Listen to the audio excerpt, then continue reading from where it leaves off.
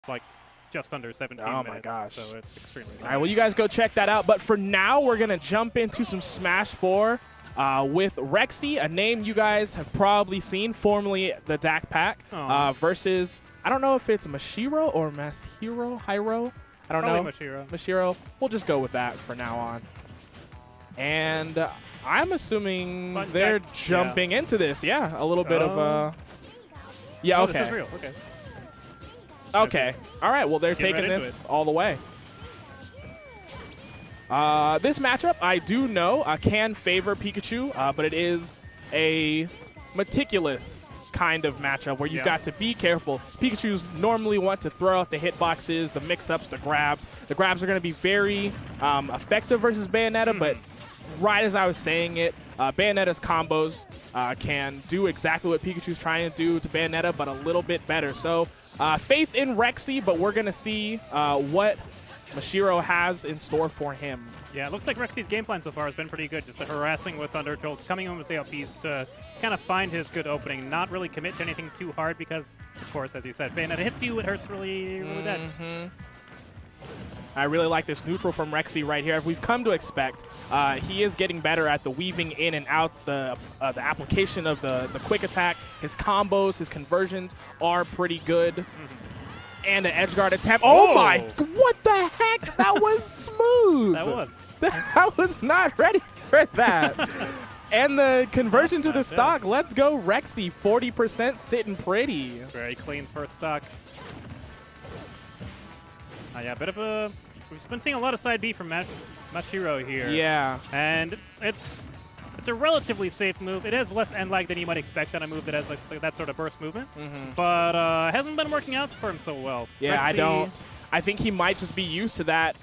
He has his go-to move in neutral. Wow, double side B to the attempt. That was nice. Yeah, he may just be used to side B being his neutral, his go-to move right now. But ReQzee is not biting. Not at all.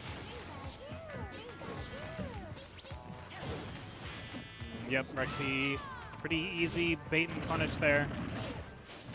Oh my goodness. Good DI choice from ReQzee right there. Almost jumped into the continuation though. This isn't out of Mashiro's hands just yet. If he can seal this stock in an edge guard or possibly something sooner, maybe a witch time. We haven't seen anything from him in the witch time category quite yet. Yeah, there haven't been really many times where he can even attempt to witch time. ReQzee has been playing so patient and so kind of a keep away game. The only thing he really could witch time is the up B attempts. And that's a pretty scary gamble to make. And the up throw to down B, not going to take it quite yet. Another edge guard attempt. We're going to see. He tried to do it again. And there's the witch time. Okay, 113%. This isn't out of his hands quite yet. Yeah, side B out of shield. He might have dropped it. He might have dropped it right there. Yeah, definitely seeing some over-reliance on side B there. Yeah.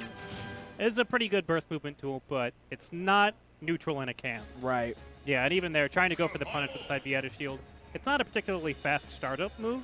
It moves really far and doesn't have too much end lag, but there is a bit of a start at the it kind of cooks at the beginning. Yeah, it is a little bit of a commitment. A little time to simmer. I like that. ReQzee is a very solid player, so Mashiro is going to have to either use this side B a little bit smarter or come up with a different game plan that gets him more side Bs. Because the punishment game from ReQzee right now is on point. Bread and butter up tilts. Yep. And still continuing the combo even from the edge guard. Yep, very consistent damage output.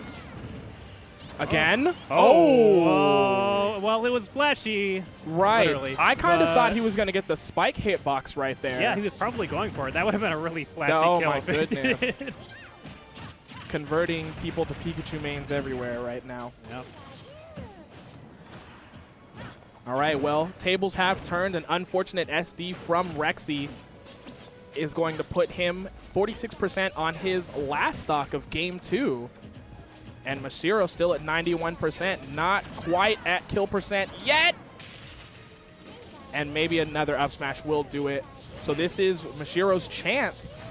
Yeah, if he can hold on to this stock, put some more damage on here. could take this game home. Wow, now we see some commitments from ReQzee right now. He's throwing out the kill moves, what he needs to get the hit, not really masking his game plan right now. And that can be all good if he can connect the hits, but right now he's hitting a lot of shield, a lot of whiffing. And the punishes from Mashiro aren't huge, but they will net him game 2. Yeah, I think that's kind of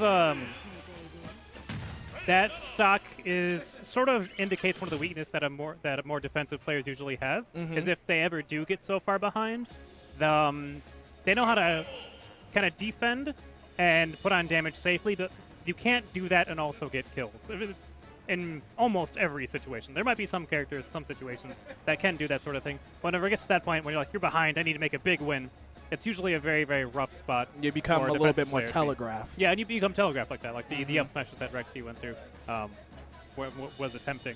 That were, you know, kind of wild haymaker swings that are just kind of like you know whenever he's starting to do these, I hope this connects. Yeah. Rather than I know this will work. Right. The desperation definitely shown in game 2 from ReQzee. As you can see, up smashes everywhere, hitting shield constantly. Even a forward smash attempt when Mashiro was committing to a side B didn't get that one either. So here we go. Game 3. Stage like Battlefield can be advantageous for both of them. It all depends on how ReQzee continues to use his movement. If he can keep his first stock. Right, right. Yeah, and if Mashiro can get these good punishes in. But right now, ReQzee with the strings, the down tilt. Yeah, putting on the damage output. And still with the pressure. And still, even out of Mashiro's down throw attempt, still nets ReQzee more damage. Yeah, that second game there, ReQzee did actually suicide. I believe it was at 0%, so that was basically just a one-stock game for him. Right. So as long as something big doesn't happen like that, and if he sticks to the game plan of game 1 that was working so very well, he should have this in the bag. Up throw to down B right there, not going to get him the strong hitbox because of the platform, and again, because of the positioning of Bayonetta as the down B's coming out, but still good damage, pressure from ReQzee.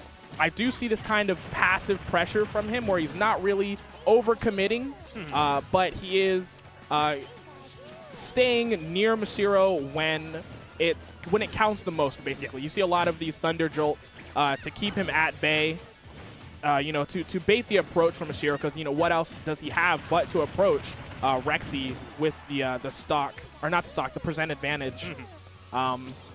So I like this passive pressure type of play from ReQzee right now. But I was about to say Mashiro's percent and rage can get him the kill, but it still looks like ReQzee is commanding the percent. Oh, never mind. Yeah, but a little bit too slow on the punish that first switch time, which is why you'll see a lot of time people don't even try to go for a smash punish. Right, just do like and a dash answering grab, right back. Okay, last stock, last game situation from both of these. If we can see more of the same play, minus the witch time from ReQzee, we can see him take this game. But Mashiro, it doesn't look like he's any stranger to observing his opponent. Yeah, he has been kind of catching on, been playing a little bit better. His amount of side Bs in neutral, of course, right as I say that, he starts another one. But they have been much better placed than they were in the other, especially game 1. Right. Witch time right there to get him out of that special lag from Bayonetta's character design. ReQzee is still with the onslaught. Thunder Jolts, the quick run-in grab, the quick attack to get him in and out of pressure. Okay, nice strings. Doesn't really get much off the throws, though. Approaching this 3-minute mark on the clock. Not that this could go to time, but it is important if Mashiro wants to take his time, get this percent back, or if he wants to go absolutely ham and see if he can get a clutch witch time at around 60, I think will kill Pikachu. Yeah, and it's worth noting that Mashiro's not DIing out of any of these down throw to Thunder attempts. Right, he just keeps getting hit. Good spacing with the neutral air down tilt, save strings. Good grab out of the Thunder Jolt right there. Yeah, A lot of situations like that, people would be afraid and try to like roll away or spot Right. dodge instead. Not flinching in the face of pressure. All right. 2 minutes, 15 seconds. Yeah, you said this wasn't going to go to time. Yeah, but but if it keeps up like you're this. right. If Mashiro has to take his time, that's fine. But ReQzee with the double jump to the top platform, getting him the second hitbox on the Thunder, takes that 2-1. That was kind of scary there for a second. Yeah, Mashiro definitely started to get a bit more momentum going. I mean, I wish he knew that you could DI out of that. Right, That he was would've been getting such a big rocked game by changer. that combo. Yeah. I mean, ReQzee, all things considered, ReQzee was doing it fast so that he didn't have a lot of time to DI it. But True. it did yeah, look snapping like up and down throwing really quick. either he didn't know or he was just kind of like, it's Not too trying. late. I've already been, Yeah. I've already been hit. It's too late. No.